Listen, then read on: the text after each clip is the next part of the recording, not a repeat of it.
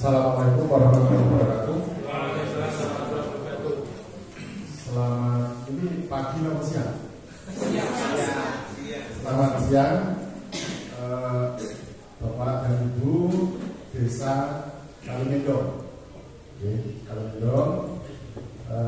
Saya pertama kali kesini di Kalimendong ini, banyak hal yang bisa saya lihat, termasuk perjalanan tadi waktu pertama kesini. Terus sedikit komentar. Yang pertama adalah pemaparan dari Pak atau Mas Sabar tadi. Itu memang beliau tak lihat orangnya memang sabar beneran, sabar, dan juga saya lihat beliau sangat menguasai filosofi mengapa harus melakukan itu, hakikatnya nopo, dan itu kok sepertinya sangat bagus di situ. Yang kedua, tadi Pak Kris itu kan nyebut kata habis gitu. Saya bisa komentar bahwa kenapa kok di Wonosobo, khususnya di Kecamatan Laksono, Pak, termasuk yang di sini di Kalimendong, saya melihat kondisi lahan di sini itu yang datar, tipikalnya itu hampir sama. Yang datar itu adalah punggungan bukit yang itu diperbutkan untuk permukiman. Luar sama betul. Nah, pemukiman, karakternya itu saya lihat karena saya 2 kali kemarin ke Wonosobo juga. Yang tengah-tengah itu godalan, tengah-tengah godalan.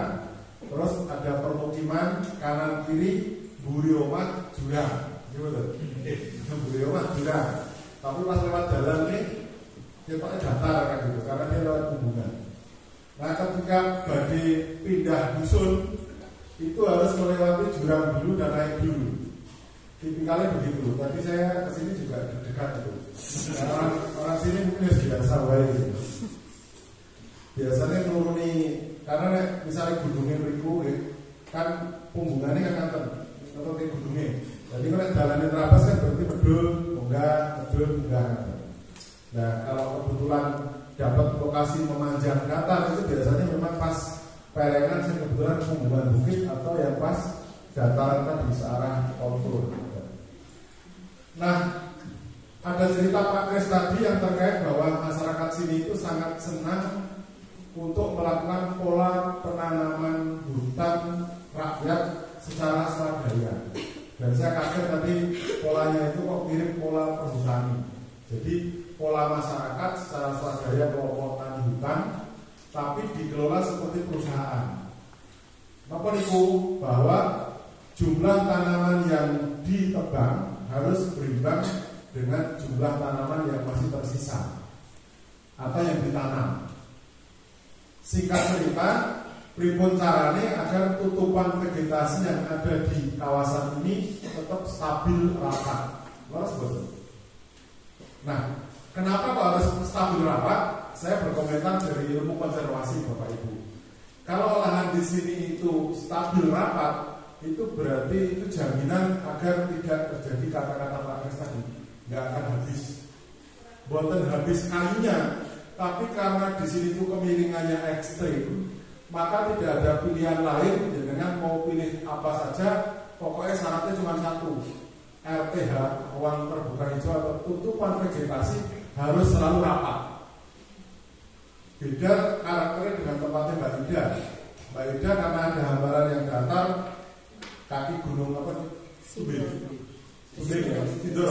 Gunung Sindoro, pas flat gini bisa untuk sayuran, petak-petak sayuran tanaman semusim diolah terus tidak masalah. Tapi khusus yang karakternya seperti di sini, Kalimendong dan sekitarnya yang mirip di Wonosobo, maka saya menyarankan di sini memang polanya harus agroforestry. Aku tahu bahasanya Pak Sulis itu wanatani. Jadi bertani tapi dengan alas. Alas itu sebutannya boleh nyebut alas, boleh nyebut kebun, boleh nyebut kebun campuran, ada juga nyebut hutan rakyat. Intinya adalah tutupan vegetasi harus selalu rapat. Terus saya dengar kabar tahun 80-an mulai masuk salah pondok saking Jogja, Bang Nawi, Sleman, Pondok itu sebenarnya ada yang pondok yang di lereng Sleman, ada yang pondok di lereng Magelang. Nah, karena sebenarnya sama-sama lereng Merapi tapi beda provinsi, beda kabupaten, terus nyebutnya beda. Yang sini salah pondok, yang sini salah lumut ya, lumut. Tapi yang menanya orang itu loh, pokoknya beda gitu. Beda Pak rasanya, tapi untuk orang awam kita kok berdoain. Nah, ketika salah itu dipindahkan, kabar baiknya adalah secara konservasi Bapak Ibu, salah itu tipikal tanaman yang rimbun, sehingga nutup permukaan sehingga ketika ada hujan ekstrim, apalagi yang terjadi sekarang ya. Ini tadi yang disampaikan Pak Kades, beberapa bencana gempa, cuaca ekstrim kemarin di Wonogiri juga sempat hujan angin, Wonosari mau banjir gitu.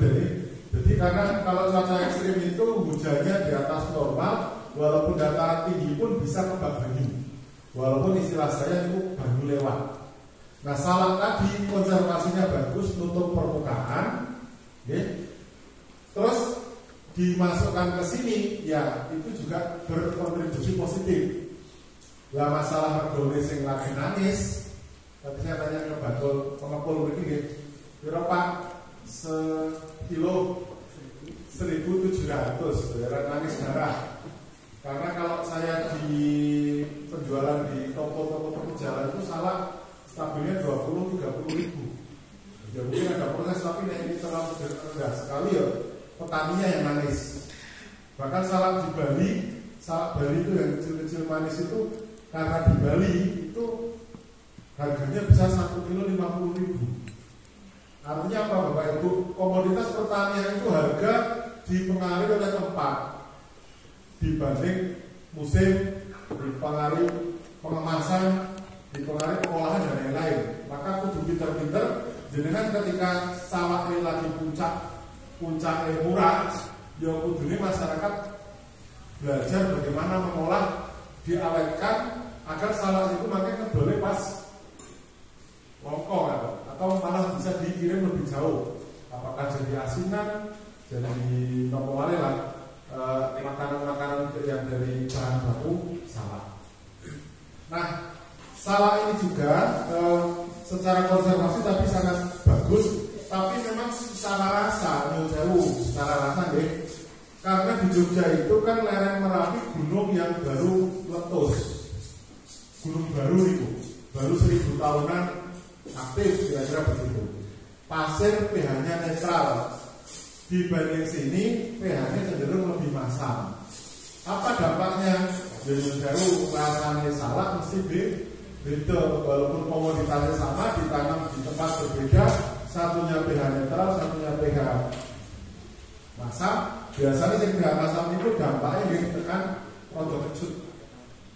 Itu termasuk sini dan Banjarnegara. Saya pernah ke Banjarnegara juga yang sering longsor itu. Itu juga banyak turunan salak. Saya tanya salak pondok. Makanya tadi saya tanya, Mas, salak ini melayunya tinggi. Artinya itu diperdagangkan di mana? Katanya di sini lebih cenderung ke Kanggo Sumateranan Pak. Berarti memang segmennya bukan untuk bersaing dengan yang Jogja. Atau ketika stok Jogjanya habis, bisa yang dari Banjarnegara, dari Wonosobo ngisi tempat-tempat wisata yang ada di Jogja dan sekitarnya. Itu yang salah. Kembali nih, bahwa lokasi sini itu kan naik turun curam. Itu syarat utamanya memang kudu rapat vegetasi. Makanya tadi Mas Sabar bilang urusan anjur nggak cah diajari. Yang memiliki turun-temurun sudah pintar untuk milih tanaman. Tapi tanaman di sini ampun melu-melu tanaman yang tenggari Mbak Ida. Kalau Mbak Ida itu tanaman semusim kayak tomat cabai itu hanya biasanya untuk tanaman-tanaman yang datar Pak. Kayak pekarangan yang datar nggak apa-apa. Tapi nek perengan-perengan itu saya lebih menekankan tanaman konservasi. Ekonominya ada, tapi juga tanamannya bantu nyengker lemahnya biar boten longsor. Terus cerita tadi penyakit. Kenapa kok sekarang sudah mulai ada DBD? Tahun berapa masuk DBD ke situ Pak? 2008. Kenapa Pak? Penjelasannya gampangnya kan zaman kita masih cilik. Ya saya nggak tahu saya kecilnya kapan. Karena kecilnya Mbak Ida masih kecil, sekarang masih kecil. Ya. Waktu dulu 80-an deh, 90 sebelum 90, mriki niku adem banget. Adem banget apa? Belum lahir. Oh, belum lahir. Oh, belum lahir. Generasi milenial. Jadi generasi 2000-an angkatan kita itu milenial, nek sing sakniki ABG niku jenengane generasi Z. Milenial atau apa? Beda. Kalau milenial ya senengnya masih manual dulu kan, HP SMS. Dan saat ini serang ngerti SMS, seperti ini WA-an kan gitu. Agak berbeda. Nah, dulu jenenge saya kan kebetulan dari Pantura Pak, dari Mulai Kendal. Itu nyebut wong Temanggung, Wonosobo, Biyen itu nyebutnya wong gunung. Ya, wong gunung niku ciri-ciri napa? Awan-awan metu omah iki jakete kulit, jaket ireng nika, kaya jaket ojek nika atau kalung sarung. Niku kenapa? Karena saking adem. Dan nek saniki Mbak Ida numpak motor serangan nggo jaket niku. Pakai Pak, pakai. Tak pikir orang nggo jaket kan. Karena wonten mriki nggih sumuke pun sami. Nggih, sumuke mriki, sumuke Kota Wonosobo, sumuke Temanggung itu suhu makin naik. Kalau suhu makin naik, si nyamuk tadi jalan-jalan Pak munggah gunung. Jalan-jalan munggah gunung. Itu cerita sederhananya seperti itu. Artinya nyamuk itu memang nyamannya di udara yang hangat. Makanya makin ke arah pesisir, makin banyak nyamuknya. Khususnya pesisir yang banyak genangan air. Berarti pesisir yang ke arah utara atau selatan, tapi yang tanahnya lempung, sing jemek, lemahnya teles, gampang susah keringnya, itu nyamuk biasanya banyak. Tapi kalau di Jogja nyamuknya sedikit, paling dia sama temennya. Jadi tadi di kamar ya paling wing-wing telu gitu. Oke, tapi kalau saya pas di Tegal, jadi pas musim nyamuk kamar mandi itu, satu kamar mandi itu iso 50 anak nyamuk dan isi boe itu ada di situ. Jadi kadang-kadang masuk itu harus digiging gitu, ini gitu. Dan disemprot resiko udara beracun loh. Biasanya disemprot, hidung gesek 10 menit baru masuk, baru jadi bor kan. Tapi waktu mau wudhu ini ya enggak juga, karena dari batin kan terbuka. Ketika kesemprot nanti jangan-jangan kan, akhirnya nyari air keran untuk wudhu gitu, karena memang polanya seperti itu. Nah di sini berarti sikatnya kan nyamuk buat lebet yang kita masuk.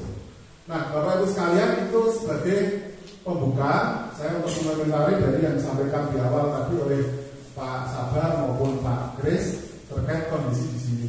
Jadi Bapak Ibu sekalian, kalau Bapak Ibu sekarang ini masih penasaran problem itu apa toh Pak? Jangan aku mikir saya abot-abot. Karena beban hidup kita itu berat. Apalagi bebannya. Saya. Ya betul Pak. Di ruangan ini saya paling berat beban hidup. Makanya saya berdirinya nggak beraninya Pak Sabar. Melayu dari saya tetap menjaga di kursi, ya kan? Langsung lungguh ya, umat langsung lungguh, tapi lungguh pun mikir. Karena saya pernah kursi plastik ini geblak, di kursi tugel, jalan-jalan itu tempatnya Pak Ratno ya podo jeblos, ya kan? Pas pokoknya nanti karena gravitasi terlalu besar. Pemulihan kemarin ternyata 3 bulan, padahal ya nggak lancar-lancar, tapi ternyata konstruksi badan itu ya butuh berbulan-bulan sampai operasi jalan. Nah, Bapak Ibu sekalian, kampung iklim itu intinya adalah kita bersama-sama menjaga lingkungan kita agar tetap lestari. Bahasa ini dengan iki alase kudu tetap dijogo, nek negor ya oleh negor, tapi kudu diimbangi karo nanam. Tapi saya senang pas di sini ada jualan bibit sengon gitu. Karena sengon itu katanya andalan gitu. Karena andalan paling cepat 4 tahun 5 tahun mau nonton sing numbas, gitu, sing sudah ada yang membeli. Makanya sengon juga tanaman utama, tapi sengon ditanam di sela-sela tanaman yang lain. Tutupan harus dijaga. Nah, di Kalimendong ini juga yang utama adalah apa? Intinya ya arwana ini tadi. Lain-lainnya itu pelengkap, wajib tapi pelengkap sithik-sithik, nggak masalah. Jadi ampun jenengan kepencet liane kok di sana kok sayurannya banyak banget gitu. Ya dilihat dulu. Di sini sayurannya yang dikembangkan yang datar-datar saja. Yang miring-miring curam jangan. Karena nanti efeknya erosi tinggi, longsor juga. Kalau sudah longsor itu kan namanya longsor itu paket melorot bareng gitu. Dan yang melorot dalane otomatis kan kalau akses jalan antar dusun antar desa hanya jalan itu melorot, yaitu nunggu berminggu-minggu untuk memperbaiki. Apalagi nek pun terlalu curam, itu konstruksinya nggak gampang. Sipil teknis utawi cara konstruksi itu pun kan mikir kawat yang pancang itu kan daerah terlalu curam sangat ya agak susah juga makanya jenengan mungkin ada yang nanya kenapa toh dalane ngene awake dhewe iki kan biyen kok cilik ora tahu ombo, karena semakin lebar beban kendaraan makin berat, makin berpotensi longsornya makin tinggi. Jadi ya kepaksa cara naik gunung kan naik laku sak mobil toh mandek sih gantian itu karena mengurangi beban salah satunya itu. Karena daerah makin curam, jalan biasanya semakin sempit. Lanjut, Nah, Bapak Ibu sekalian, ini contoh di luar Jawa. Contoh di luar Jawa sekedar gambaran awal, yakin ini nggak ada di Wonosobo. Dan yakin pula tadi, alhamdulillah yang memiliki boten kepelut riyen zaman penjarahan nasional. Penjarahan hutan itu karena menganggap itu milik nenek dia pun dicobangi, akhirnya banjir. Tempat saya pun sekarang panen. Karena di hutan jati, tebangi, terus masyarakat karpet itu dikongkol, ya wis oleh nandur tapi sela-sela tanaman pokok tanam jagung. Tapi apa yang terjadi? Jagung tok, Pak. Jadi tanaman jati ini ya untuk dipuntir buah apa pokoknya rawir terus. Akhirnya apa lagi? Kayak gunung ketika hujan ekstrim kayak kemarin ini tumpah. Jadi yang persis di bawah kaki bukit nih, bawah kaki gunung itu banjir. Jadi banjirnya bukan tipe banjir yang pinggir kali itu bukan.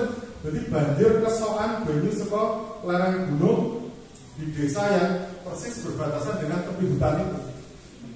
Nah, betul badan, tapi yang banjir sak widul kan ya mobil-mobil kancok perbaikan ya 3 jutaan gitu. Karena 7% gitu. Kalau mobil sudah mogok karena genangan banjir itu mahal itu. Termasuk masuk ke dalam. Dan ternyata orang kampung pun cerita, Om, Pak, kalau rumah tanah, mereka banyak juga rumah yang masih alasan tanah kena banjir. Ternyata pemulihan keringnya itu bukan karena di panturannya tanah lempung, itu sebulan belum kering, Bu. Tanah di dalam rumah itu belum kering. Jadi kan coba yang dia main sekali kan gitu. Kayak ini banjir kok langsung bersih setengah hari selesai. Tapi dari konstruksi tanah liat kena endapan banjir walaupun hanya beberapa jam itu kan langsung lembek. Kan nggak mungkin jemur tanah dalam rumah tuh gentingnya dilepas gitu kan nggak mungkin lah. Nah gitu akhirnya lama dan ternyata itu jadi masalah juga. Ya semoga dengan adanya itu langsung sadar bahwa di sela-sela jagung langsung ditanami tanaman tahunan. Tapi itu pun Bapak Ibu ketika tersadar pun ternyata untuk memperbaiki lereng yang longsor penyebab banjir itu kan butuh minimal 10 tahun. Gimana?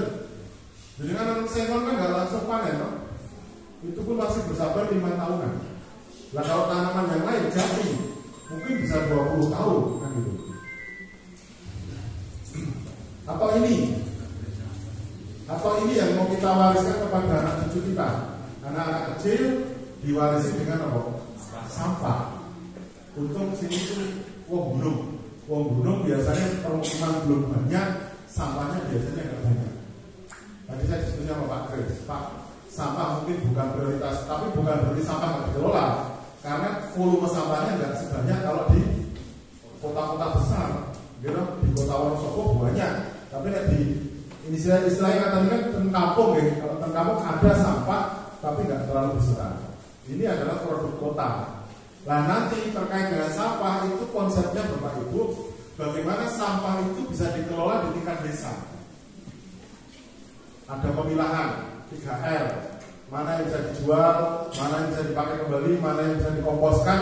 Sisanya tapi yang istilahnya Pak Sabar tadi apa, rumah baterai Pak ya, baterai atau bahan limbah B3 yang nggak bisa diapa-apain, tumpuk kumpul ke nanya ke DLH, niki pripun, dikirim kemana, itu baru urusannya DLH. Tapi selama ini masih bisa dipilah, apalagi sampah kampung itu biasanya 80% itu organik. Artinya yang nanti terbuang atau disetorkan ke TPA, tempat pembuangan akhir sampah, itu kurang dari 20%. Jadi tidak terjadi penumpukan seperti ini. Paham ya? Cuma kata mengubah pola itu tidak gampang. Wong kula biasa tangine awan, itu tangine sepi angel. Gitu. Biasanya buang sampah ini barber ning dalan, saat ini sampahnya kudu dikelola, dipilah, di sing plastik, di sing godhong, gitu. Niku nggih boten gampang, harus diberi contoh setiap hari dan saling mengingatkan antara kita. Bahkan ada apa namanya, harus ada daya tarik mungkin dengan lomba, dengan oh iya ternyata jelantah itu nek didol ya ono rupiah ini kan nggih. Ya walaupun kecil, tapi oh iya payu. Ibu-ibu kan seneng banget jenenge kata-kata payu, seneng banget ibu-ibu. Oh iya ya nonton sayuran ternyata payu 5.000 seneng. Payu 1.000 rupiah seneng. Pokoknya kalau rupiah itu seneng ibu-ibu, semangat biasanya.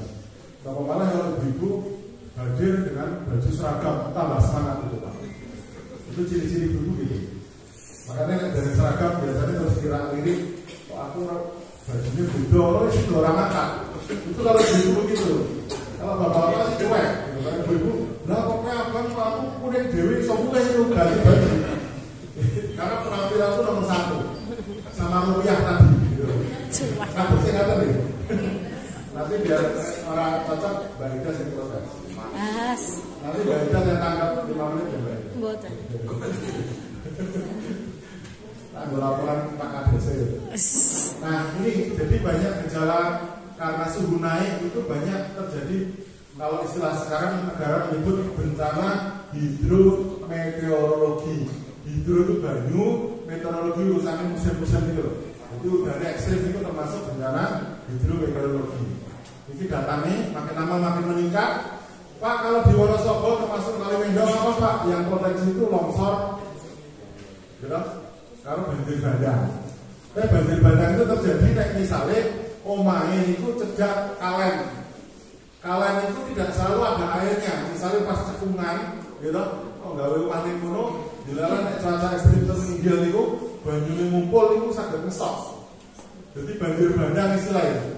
Niku sudah mulai terjadi di Kendal yang Kenjuran itu yang lereng perahu itu yang terjadi ketinggiannya sampai 1.200-an atau 1.000-an meter DPL terjadi di puncak gunung. Kenapa kok terjadi itu? Ternyata setelah saya cari data, waktu itu di kawasan dataran tinggi Dieng terjadi cuaca ekstrim, hujan di atas normal. Jadi lewat Pak, banjir ini mau lewat paling setengah jam, tapi kan nyampo Pak. Gitu. Nah di sini pun kalau ada cuaca ekstrim, monggo mungkin Pak Kres juga itu gabung ada grup apa iklim BMKG yang jateng itu. Jadi nek jenengan delok datane paling enak kata ini. Langsung ya Kabupaten Wonosobo ini hujannya apa? Nek tulisannya kok hujan sedang sampai lebat, berarti waspada. Ada. Kalau nek misalnya ono petane toh, nah sing petane kan sing udan itu biasanya di blok warna kuning. Sing Wonosobo ini keblok ora, nek ora aman. Tapi lho dino iki kok udane sekitar tengah iki. Oh, hati-hati, Wonosobo Temanggung hati-hati. Gampilnya ngaten, tulisannya ada. Itu tiap hari real time, bahkan BMKG ini makin canggih, kadang-kadang kurang 1 jam itu ada edaran hati-hati rentang 3 jam ke depan akan terjadi cuaca ekstrim dicampur dengan petir, guntur dan sebagainya. Artinya Pak, Bapak Ibu di perangkat desa, nek kira-kira waktu yang ini kok biasa daerah longsor, berarti butuh siap. Kayak kemarin di mana? Di Mogiri, Jogja, angin lesus Pak. Angin lesus apa? Ngupas ke itu tutup omah. Maksudnya genteng gitu loh, genteng. Makanya terus orang-orangnya kami butuh terpal karena sementara ditutup itu. Nah, di sini kemungkinannya bahaya longsor. Nek gempa kan biasanya jarang ya. Kecuali nanti dataran tinggi Dieng ini aktif lagi lah itu. Sekarang kan aktifnya mau berkutuk ya. Asal masih metu sidik-sidik itu aman. Tapi nek turu kesuwen itu bahaya. Kayak kelut gitu, sekali keluar langsung sangat besar kayak Merapi. Kalau Merapi keluar terus bertahap itu malah aman. Nah ini Pak, Bapak Ibu, ini tempatnya jenengan kan seperti ini ya. Rindang, sejuk, kuncinya itu sebenarnya kan aksi lingkungan itu adalah memperbanyak tutupan vegetasi.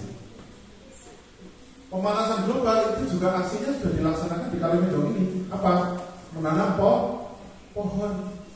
Bagi orang kota mungkin sangat susah, tapi bagi desa ini kan sangat luar biasa. Yang penting di sini nanti ya penduduknya terkontrol lah. Nah, lama-lama makin padat ya otomatis nanti memperbanyak permukiman. Akhirnya daerah bayangan saya agak khawatir kalau rumah yang belakangnya itu curam, depan memang datar, tapi bagian bawah biasanya terus perengan itu hati-hati. Itu tanahnya bergerak atau enggak? Kalau bergerak waspada. Ciri-ciri kok biasanya lemahnya sudah mulai rekah Pak, sudah mulai merapat retak itu, nah itu waspada. Udah sini itu sangat kuat. Dan di sini memang cuacanya curah hujannya tinggi. Nah kita kadang-kadang memang harus mengelola bagaimana agar air yang ada itu cukup, tapi juga tidak berlebihan. Cukup itu dalam arti ya mata airnya cukup, tidak berlebihan agar tidak terjadi cuaca ekstrim. Pak, nah bagaimana kalau hujannya sudah terlanjur besar? Yaitu tadi memperbanyak bagaimana tutupan vegetasi, termasuk juga di kebun-kebun itu diberi lubang-lubang tanah untuk mempercepat agar air itu masuk ke dalam tanah. Bahasa ilmiahnya rorak, bahasa kita belubang. Kertas belubang. Jadi kayak jeguran-jeguran sedikit ben nonton banyu ben orang ngumpul dari banjir bandang. Tiap petak-petak kebun disukani lemah di lubang-lubang itu ben yang kalau banyu lewat langsung resep. Nah, prinsipnya seperti itu. Nah, semua masalah lingkungan itu adalah masalah kita semua. Jadi bukan masalah hanya perangkatnya. Jenengan kan perangkat, kudunya sing tanggung jawab, ya enggak juga. Jenengan kan penyuluh, kudunya penyuluh tanggung jawab, kan sering andani, kudu tanggung jawab, ya enggak juga. Semua harus bertanggung jawab dan semua berbuat sesuai dengan kemampuannya masing-masing. Jadi kita berbuat itu bisa dari pekarangan rumah kita masing-masing, kebun kita masing-masing, RT kita dan sebagainya. Sehingga kalau semua nanti bekerja sama ya itu akan menjadi gerakan penanggulangan atau pengelolaan lingkungan secara baik, atau di sini kita sebut sebagai program kampung iklim. Oke. Nah, pencanangannya dari Pak Presiden Jokowi itu untuk 2024 targetnya adalah 20.000 lokasi. Makanya di sini Pak Kris juga punya target kalau tidak tahun depan semoga bisa 20 ya Pak ya, tahun depannya lagi 20 lokasi didukung dari Kecamatan Leksono ya, Kecamatan Leksono, tempat Kepil dan sebagainya nanti bertahap gitu. Dan nanti pasukannya makin lama makin bertambah. Kemarin kita diperkuat dengan pasukannya Mbak Ida di Kecamatan apa? Mojo Tengah ya. Di pasukan Mojo Tengah itu luar biasa. Tipikalnya sama nggak ya? Kalau Mojo Tengah itu kan trennya koalisi partai, koalisi dari perangkat desa yang luar biasa, para sekdes dengan para penyuluh itu. Saya senangnya di Wonosobo itu penyuluh walaupun bukan wilayahnya kumpul itu kan luar biasa dengan warga. Nah di sini sama nggak tentunya? Sama nih. Nah, ya. Oke, nanti aku upaya foto lagi. Aku nek foto kalau ibu wali masang dalam Facebook atau Instagram. Ada foto kalau mahasiswa itu tak simpen kok. Cerita pakai foto kalau masyarakat tak pasang. Ini foto ketemu pada kuliah sehingga ada upload. Nah ini aksi-aksinya apa? Aksi-aksinya Pak Sabar sudah luar biasa, hafal. Ibaratnya itu sudah hafiz Quran lah gitu.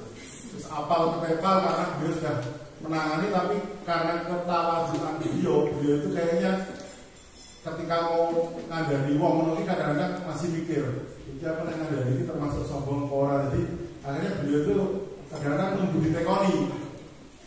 Kalau kita khotbah itu Pak Sabar ya jadi sini pokoknya kita tegakkan kebaikan, kebenaran, dan masalah nanti sing jalan 5%, 10% itu kan kita melakukan bareng gitu, saling mengoreksi kan gitu.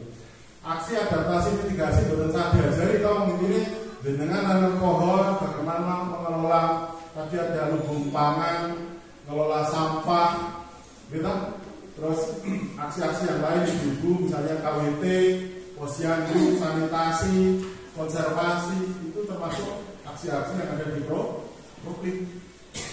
Dan Proklim itu intinya bukan hanya hari ini, tapi saya dengan Mbak Ida itu tiap hari harus Allah terus tak karena nggak grup WA Proklim Wonosobo lah, mungkin warga sini juga nanti digabung Mbak. Jadi kita guyonan itu kita lanjutkan diskusinya kapan piknik ke Jogja kan? Iya Pak. Kapan piknik ke Jogja atau orang Jogja ke sini atau kemana itu monggo itu nanti silahkan didiskusikan untuk penyemangat ya. Nah termasuk kalau Bapak Ibu kan sekarang sudah pegang HP semua tapi saya bingung. Saya tuh kesini kan bawa 3 provider ya. 3 provider itu Indosat, XL, Simpati. Lah kalau lemah kabel tinggal subscribe yang paling kuat apa Pak? Mas. Betul Simpati kan? Atau mungkin HP ku jalur ganti rakan dulu. Mana ditinggal di Wonosobo Pak. Nah, jadi Pak Ida HP-nya meninggal kan? Nah itu nomornya konangan kabel kan? Nah ini bisa Bapak Ibu bisa buka website bmkg.go.id. Itu ada informasi di sini apa cuaca tiap hari ada. Tapi di grup WA kan juga ada yang dari BMKG itu menginfokan terus ada. Yang penting kuotanya cukup karena informasinya datang terus, dengan perlu update terus. Kalau perangkat wajib ikut. Kalau warga paling enggak ketua kelompoknya yang ikut sehingga bisa memantau info iklim terkini. Nah juga Bapak Ibu juga harus belajar teknologi memantau sendiri juga bisa. BMKG itu kan memantaunya lewat citra satelit. Citra satelit itu caranya ngelamal udan. Itu belum Pak Bu. Berat kalau kok orang lawan yang buri Wonosobo langsung mereka itu ngeramal Wonosobo arah udan. Gitu. Tapi Anda juga Bapak Ibu juga perlu mengukur sendiri. Paling enggak ini kali gendong ini paling enggak konten ombrometer siji. Ombrometer itu apa caranya mengukur piye tekan Pak Sulis tekan penyuluh itu pinter-pinter. Nek boten enten duite botol aqua 1,5 liter dipotong dangake nek arep udan dangake ditampung mangke ditampung berapa mili carane ngitung volume yang tertampung dibagi luas permukaan sing mangap itu loh. Kayak contoh ya luasnya contoh ini kok. Niku ketemu berapa mili? Itu adalah curah hujan hari ini atau saat kejadian. Kalau curah hujannya kok di atas 50 mili ini artinya waspada longsor. Kalau curah hujannya kok sedino tutup lebih dari 150 mili cuaca ekstrim. Niku nek ukur angka. Lah nek pakai ilmu Nesimbah kan ini. Oh, ini cek esok nanti sore kok peteng terus sudah rampung-rampung ya cuaca ekstrim itu. Rasa diukur malah tiba cuaca ekstrim. Tapi nek udah gerimis-gerimis masih aman. Tapi nek bersih kencang lah itu bahaya. Itu biasanya pengumpulan air yang sangat banyak di atas, air akan mencari jalannya untuk segera ke tempat yang lebih rendah. Kalau terjadi pengumpulan ya terjadi banjir bandang atau banjir lewat itu tadi. Nah bencana, ya saya nggak cerita banyak, yang penting fokus di sini ya waspada longsor kali banjir bandang. Nah kekeringan insya Allah betul ya. Karena tanda-tanda mata air berkurang debitnya belum ada tuh. Nah, berarti masih oke. Ya. Terus ini apa? Kekeringan ini enggak lewati. Terus, nah ini termasuk juga kalau memungkinkan bahwa itu ada pemanenan air hujan. Misalnya gedung ini dari desa, talangnya pun ditampung. Lumayan, minimal menunggu dirami kembang-kembang sini pot itu. Karena pot itu kan nunggu kudanan. Nah, hujan kan lumayan tetap ditampung makin dikira bisa untuk 1-2 minggu ke depan. Sederhananya apa? Karena di masa depan kalau air itu menjadi langka, banyak pihak perang karena rebutan air. Dan ini bukan terasa Pak, jadi kan bukan bayangkan Arab Saudi, negara Arab itu tidak ada air. Itu kadang-kadang di bulan ya perang hanya merebutkan sepaku air. Gitu. Ketika banjir rokok, ya itu biasanya ada bangunan-bangunan, tapi nanti disesuaikan oleh kondisi situasi di lokasi. Ada yang pakai sipil teknis, kalau di sini masih bagus dengan cara vegetatif atau banyak tanaman. Longsor, nah ini dengan biasa kalau ada tanda-tanda longsor, maka sakit di walas jambak. Saya takutnya kalau ngomong nanti nabrak azan itu perut yang akan protes. Gitu. Jadi longsor kita juga perlu mewaspadai Pak Kades atau Bapak Ibu perangkat mewaspadai desanya masing-masing titik-titik mana yang terbiasa terjadi longsor. Nek tendalan biasanya nek aspale itu mulai retak, mulai bendung, itu daerah lemah bergerak. Itu bukan karena kendaraan saja. Kalau kendaraan kan harusnya lewat kabeh. Kalau saya bilang yang monotok, berarti ini yang melawan longsor. Itu cerita gampangnya akan itu. Pekarangan, nah ini sudah pinter kalau di sini kali mendong. Saya tadi malam dari website itu luar biasa. Kalau pekarangan, kemudian irigasi, penyiraman. Misalnya di depan ini ada melu-melu nganggo hidroponik, nopo-nopo atau aquaponik ini jalan. Maksud saya gini, ada teknologi di kota, tapi tidak semuanya harus ditiru. Contoh, kota itu pakai pot, karena tembiko kan lahannya sempit. Ini sore aspal, ini sore pesteran. Dan itu desa mau mengenai si obol, ya ngomong dadak melu nganggo pot, langsung ditanam kan nggak apa-apa. Tapi nganggo polybag karung bekas. Ukurannya gede kan nggak apa-apa, karena makin besar stok makanan kan di tanaman itu makin kata. Jadi kan buatan bingung masalah nutrisinya. Tapi nek pote cilik-cilik oleh pote masak gelas kan itu kayak polybag dodolan sengon itu, jadi kok kan karena sementara. Oke. Nah, aquaponik apa katanya Kalimendong itu karena nama ikan deh Pak. Bukan nama, tapi kan ada di sini daerah sekitar ikan mendong. Sambil dulu ya, sama tanda-tanda. Terus PHBS itu apa? Ya pokoknya ini ya bersih lah. Biasanya ya BC, pun BC sebenarnya lagi. Juara nasional kan? Karena zaman saya di kampung itu masih belum lap atau rusak-rusak ini sorbet salah, ngerti-ngerti kalau lambu ternyata rumpuan dalam rumpuan alami pupuk tapi belum jadi. Gitu. Sini sudah luar biasa. Pengomposan sini sudah melakukan kan? Ayo Bapak Ibu, kalau dari seresah di desa masing-masing saking seresah tanaman sisa sampah organik sudah dikomposkan belum? Terus diapain? Berarti pengomposan alami ya? Alami. Kalau pengomposan proses itu bisa 1,5 bulan, tapi kalau alami ya mungkin 3 bulanan. Atau paling simpel kalau organik, galaknya buah, urut lemah itu kan juga pengomposan. Tapi pastikan tidak campur plastik sama material yang susah terurai. Hati-hati karena makin modern itu biasanya banyak sampah yang non-organik. Apa organik? Biogas, pernah tuh ya biogas. Kalau ada ternak biasanya pakainya dengan pemanfaatan kotoran ternak untuk sumber energi terbarukan termasuk biogas ini. Energi baru terbarukan sekarang yang lagi tren sumber energi sakit sampah Pak. Tapi itu masih tahap riset secara nasional, berharap bahwa sumber energi kayak batu bara dan lain-lain makin lama kan nanti beberapa puluh tahun lagi akan habis, mulai dirintis energi dari berbahan biomasa. Di samping energi yang lain seperti bahan dari matahari, dari air terjun dan sebagainya. Terus kemudian kita pentingnya untuk melakukan kolaborasi. Jadi Bapak Ibu di ruangan ini jangan berpikir sendiri, tapi kita maju bareng, berencana, berusaha dan bekerja secara bersama-sama, saling membantu, saling kolaborasi. Oke. Jangan seperti gambar ini. Kata sih, gambar ini mana kata sih? Kita kerja bakti, tapi dua tim ini salah pengertian. Gawe rel salah tempat sehingga tekan nggon malah salah tempat. Akhirnya do padu. Dan mereka baru bisa ngatain itu.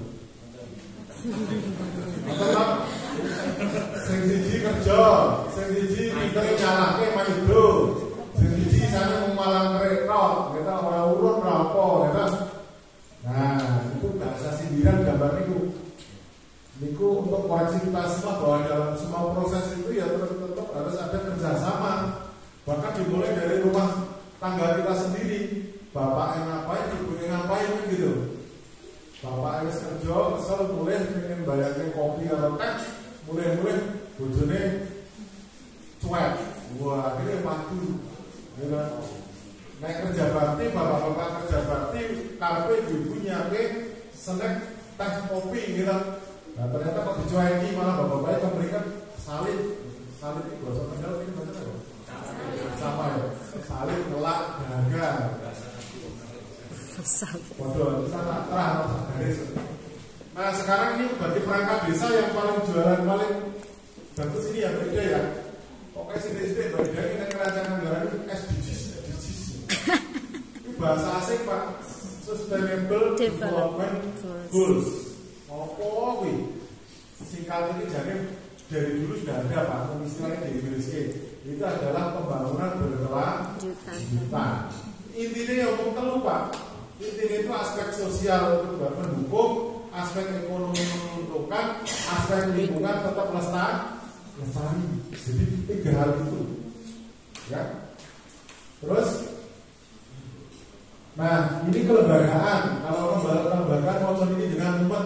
Pokoknya jadi kelembagaan itu orang ngomong oke, orang sing koordinasikan, yo geraknya bareng kompak, wes. Itu bahasanya dengan paling gampang atau?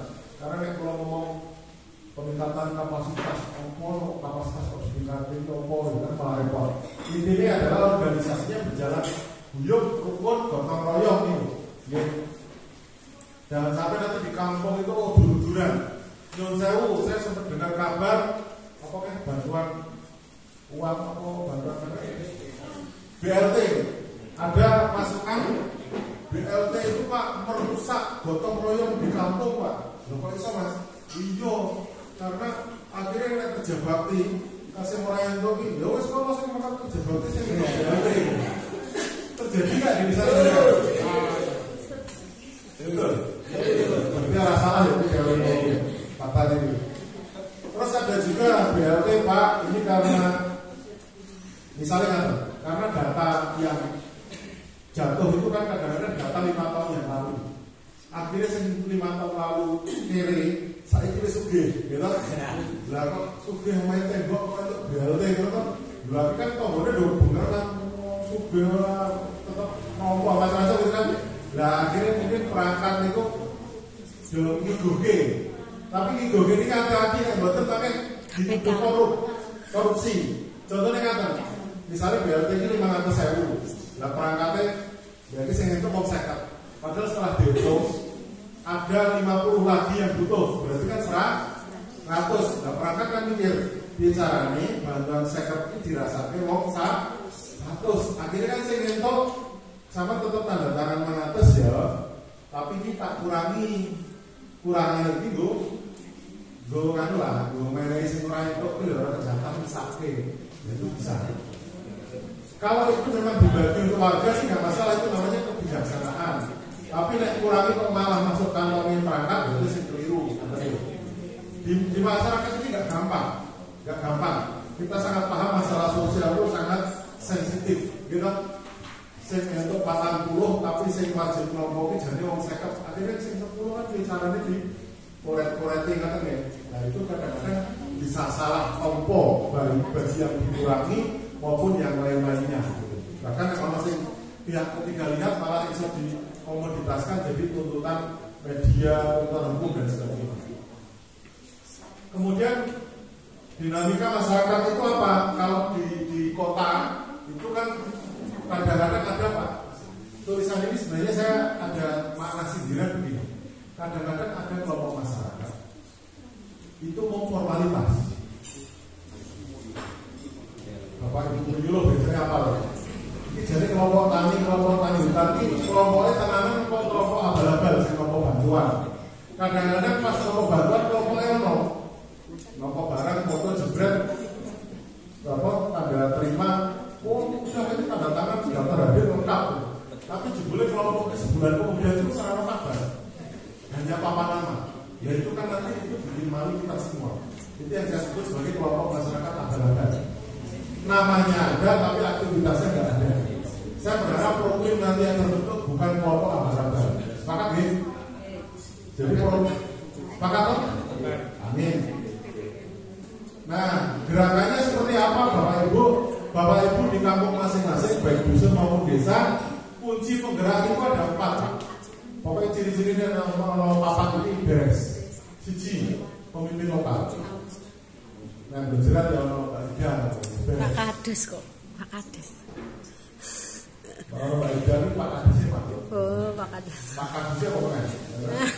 Kalau wanita kan kalau ini gimana? Tapi karena kesantunan Mbak Ida, ampun kalau disebut terus Pak Polisi Pak. Itu kan kesantunan. Apa Mas Sabar sebut terus mungkin ya sih. Karena biasanya pahlawan sejati itu kalau nggak pengen namanya di gitu.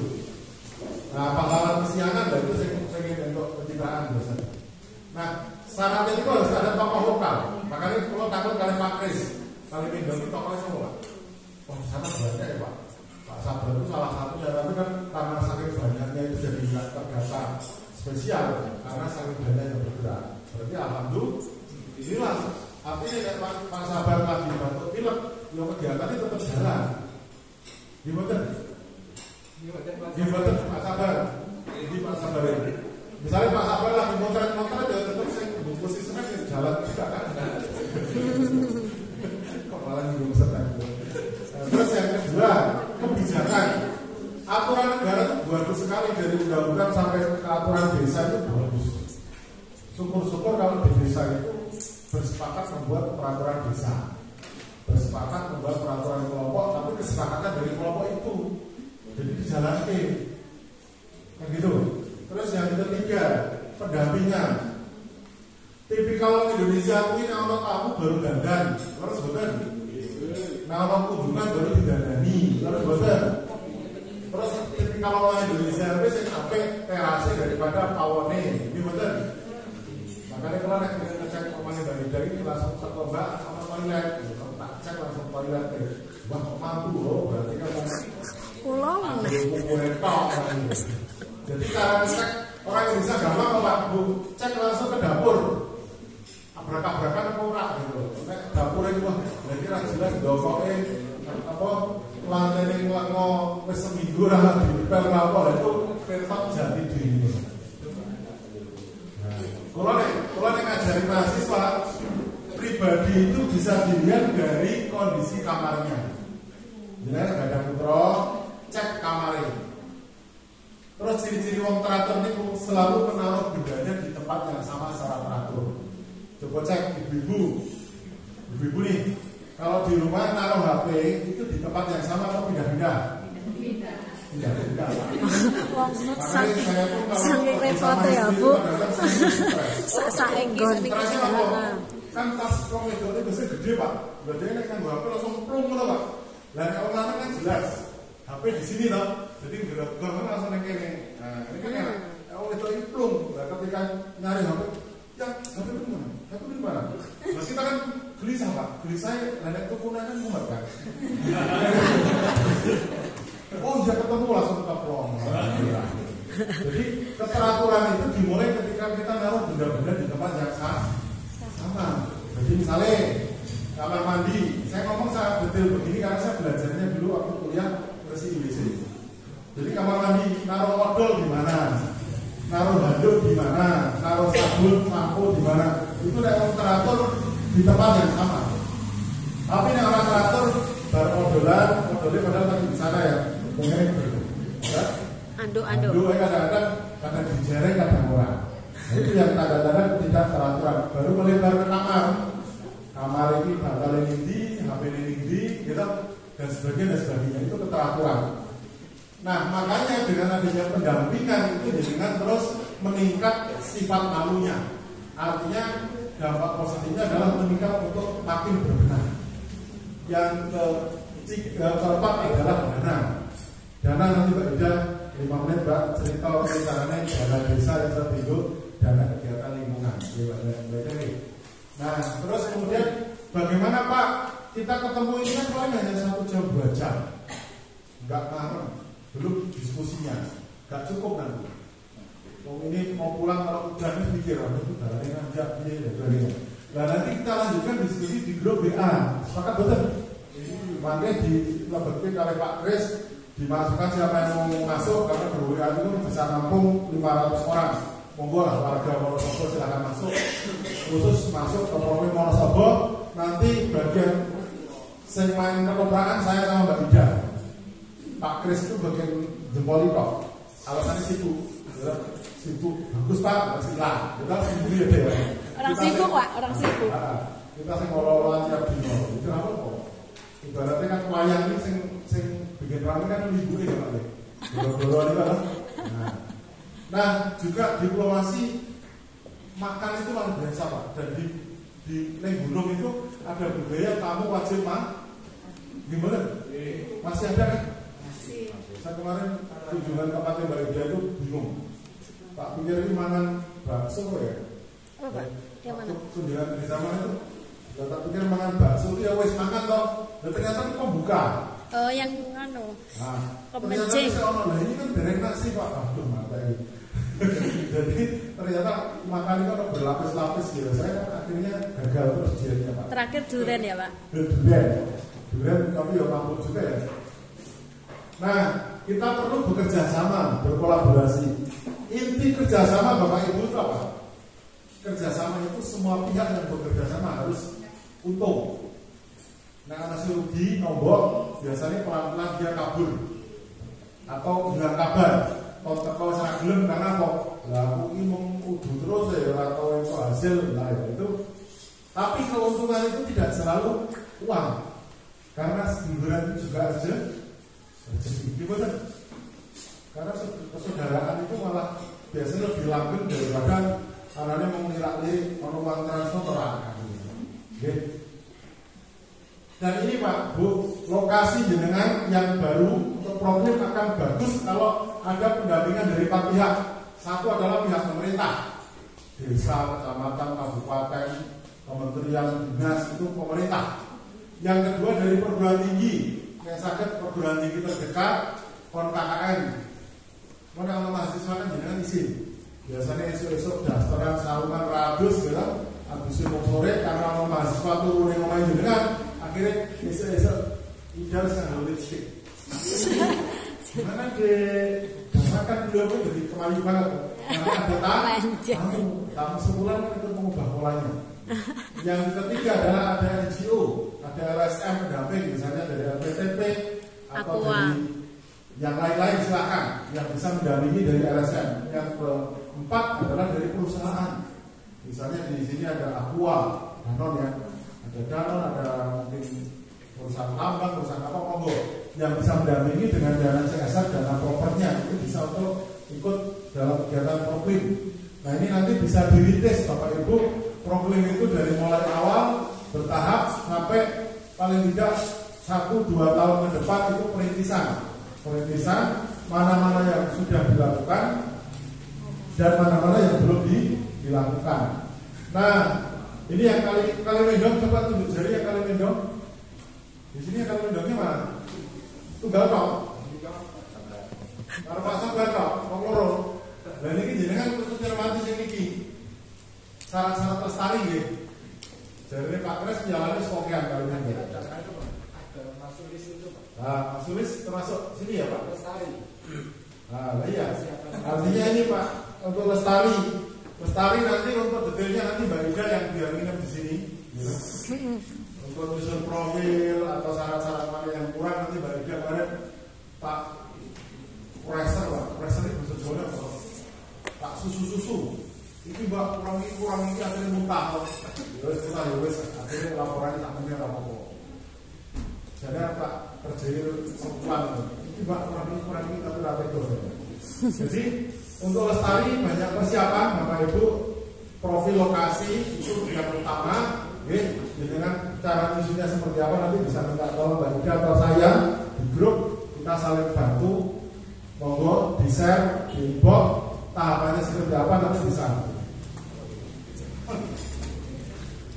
Contohnya ini, contohnya Bapak Ibu sekalian, saya jelaskan secara singkat singkat misalnya kita udah layak belum secara waktu, kemudian kegiatannya nambah, dukungannya nambah, misalnya oh ya sekarang Pak kelompok kegiatan lingkungan kami dapat dukungan dari OPD, dapat dukungan dari anggota dewan, dapat dukungan dari perusahaan, itu berarti peningkatan dukungan.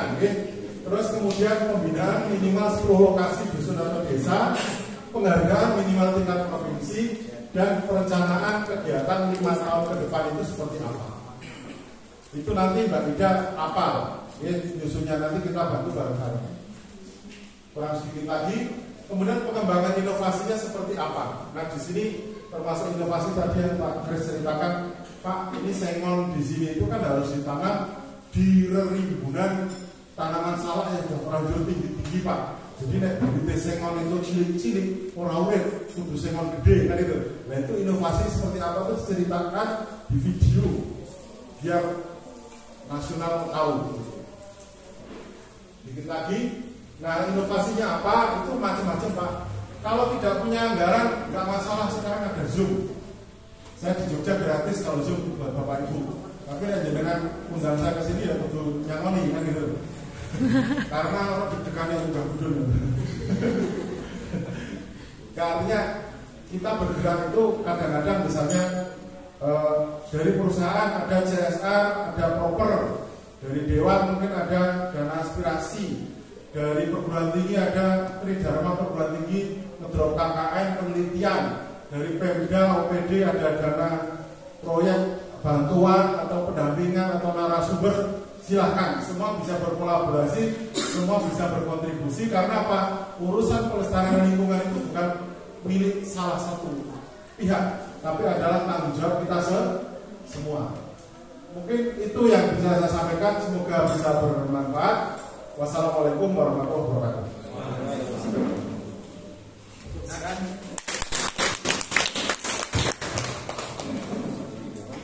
Terima kasih Pak Tindar.